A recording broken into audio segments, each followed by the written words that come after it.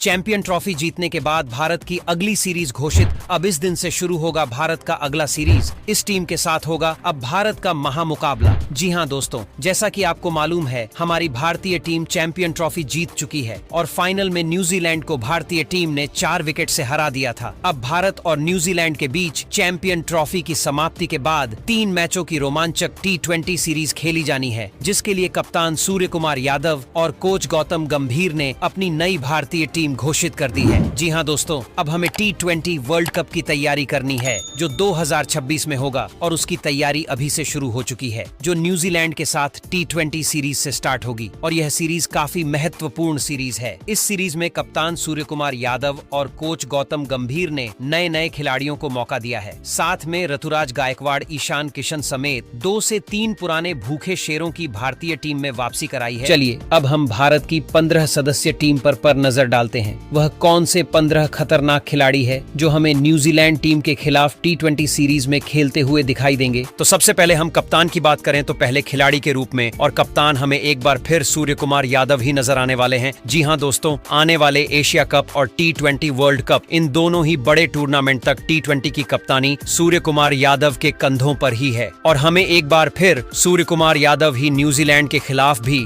T20 series में कप्तानी और पहले खिलाड़ी के रूप में नजर आएंगे। सूर्य कुमार यादव, जिन्हें स्काई के नाम से भी जाना जाता है, अपनी आक्रामक बल्लेबाजी और 360 डिग्री शॉट्स खेलने की क्षमता के लिए मशहूर है। उनके पास तेज गेंदबाजों और स्पिनर्स दोनों के खिलाफ रन बनाने की कला है, जिससे वह किसी भी परिस्थिति में विरोधी टीम के लिए बड़ा खतरा बन जाते हैं। सूर्य कुमार यादव की खासियत यह है कि वह शुरुआत से ही तेजी से रन बना सकते हैं। उनकी बैटिंग में cover drive, scoop shot, sweep shot और फ्लिक जैसे शॉट्स की भरमार होती है। वह मिड विकेट और लॉन्ग ऑन के ऊपर से लंबे शॉट लगाने में भी माहिर है। कप्तान के तौर पर भी सूर्य कुमार यादव में बेहतरीन लीडरशिप क्वालिटी है। उन्होंने IPL में भी कई बार अपनी कप्तानी का लोहा मनवाया है। इसके बाद दूसरे खिलाड़ी की बात की जाए और उपकप्तान की बात की जाए तो वह होने वाले हैं ऋतुराज गायकवाड़। जी हां दोस्तों, ऋतुराज गायकवाड़ को एक नई जिम्मेदारी मिल चुकी है और वह जिम्मेदारी है उपकप्तानी की। T20 सीरीज के लिए न्यूजीलैंड के खिलाफ हमें ऋतुराज गायकवाड़ दूसरे खिलाड़ी के रूप में और उपकप्तान के रूप में नजर आने वाले हैं। ऋतुराज गायकवाड़ अपनी तकनीकी रूप से सुदृढ़ बल्लेबाजी और शानदार टाइमिंग के लिए जाने जाते हैं। उनका खेल स्पिन और तेज गेंदबाजी दोनों के खिलाफ बेहतरीन रहता है। खास तौर पर पावर प्ले में वह गेंदबाजों पर हमला करते हुए चौके की बरसात कर सकते हैं। ऋतुराज गायकवाड़ के पास cover drive, pull shot, flick shot और स्ट्रेट ड्राइव जैसे बेहतरीन शॉट्स का भंडार है। वह अक्सर गेंदबाजों की लेंथ का जल्दी अंदाजा लगाते हैं और उसी के मुताबिक अपने शॉट्स खेलते हैं। खासकर स्पिनर्स के खिलाफ वह कदमों का इस्तेमाल करके उन्हें बैकफुट पर ला देते हैं। IPL में चेन्नई सुपर किंग्स के लिए खेलते हुए उन्होंने कई मैच विनिंग पारियां खेली हैं और उनकी स्ट्राइक रेट भी बेहतरीन रही है। ऋतुराज गायकवाड़ का शांत स्वभाव और परिस्थिति के अनुसार खेलने की क्षमता उन्हें एक परिपक्व बल्लेबाज बनाती है।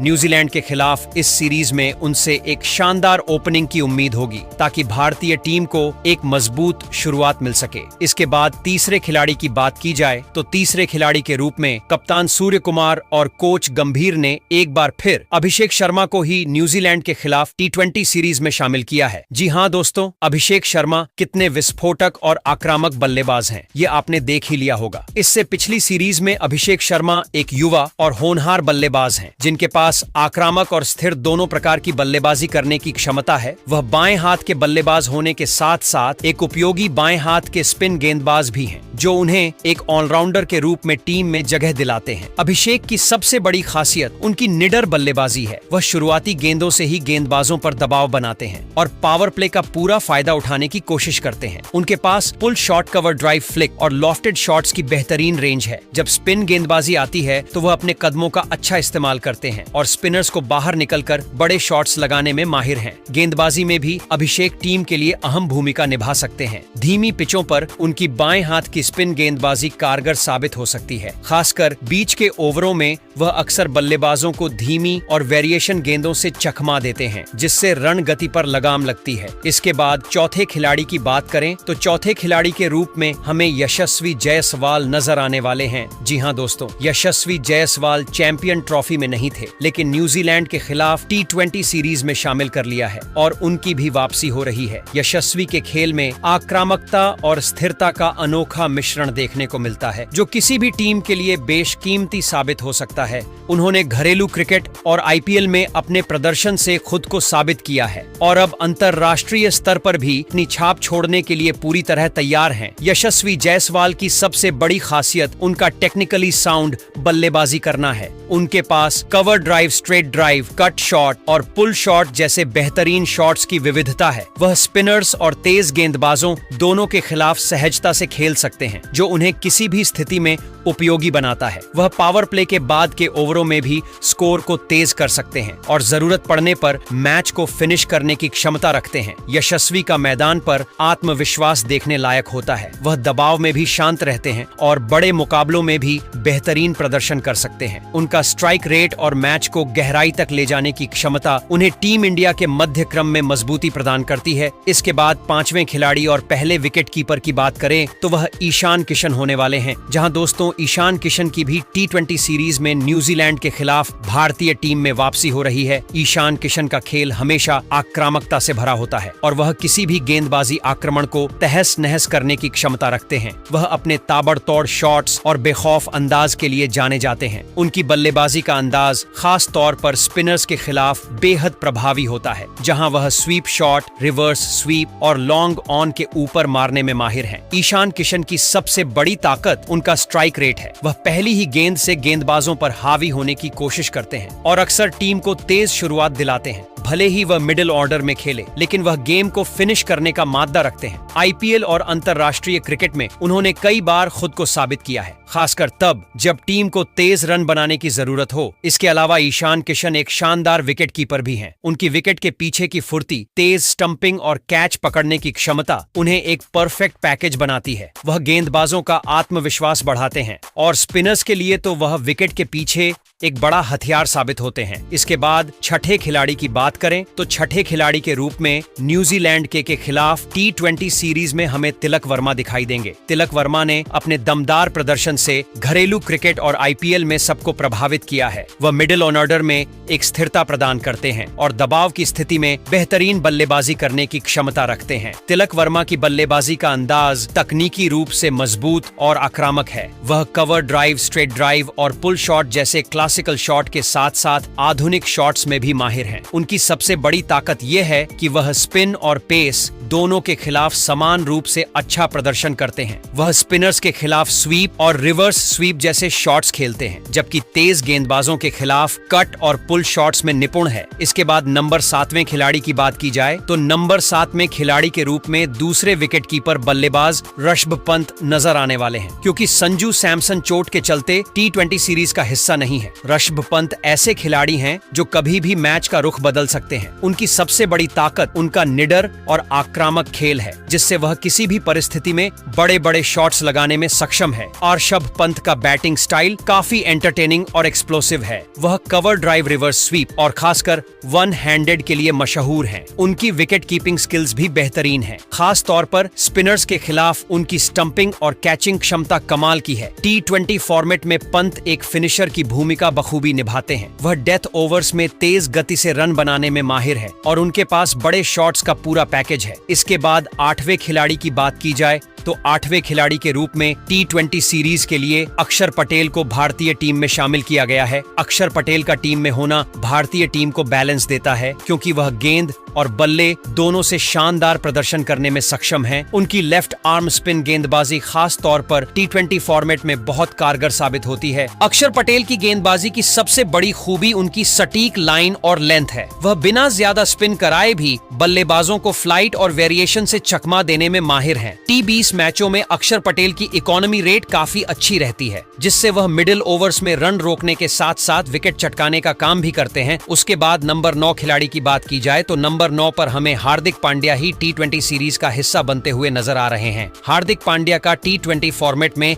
भारतीय टीम के लिए एक महत्वपूर्ण रोल होता है, क्योंकि वह एक बेहतरीन फिनिशर के साथ साथ एक उपयोगी तेज गेंदबाज भी हैं। उनकी बैटिंग में वह आक्रामकता है, जिससे वह आखिरी ओवरों में तेजी से रन बटोर सकते हैं और बड़े बड़े शॉट्स लगाने में भी माहिर हैं। गेंदबाजी में हार्दिक पांड्या की सबसे बड़ी खासियत उनकी यॉर्कर और स्लोअर बॉल है। डेथ ओवर्स में वह अपनी वेरिएशन से बल्लेबाजों को बांध कर रखते हैं और रन गति पर अंकुश लगाने में सफल रहते हैं। हार्दिक की गेंदबाजी में वह विविधता है जो T20 क्रिकेट में बेहद जरूरी होती है, खास तौर पर जब विरोधी टीम के बल्लेबाज तेज रन बना रहे हो। इसके बाद 10वें खिलाड़ी की बात की जाए तो 10वें खिलाड़ी के रूप में मैं नीतीश कुमार रेड्डी नजर आने वाले हैं। T20 सीरीज के लिए न्यूजीलैंड की टीम के खिलाफ नीतीश कुमार रेड्डी एक युवा और होनहार ऑलराउंडर हैं, जिनकी खासियत उनकी गेंदबाजी के साथ साथ बेहतरीन बल्लेबाजी में भी नजर आती है। उन्होंने घरेलू और IPL क्रिकेट में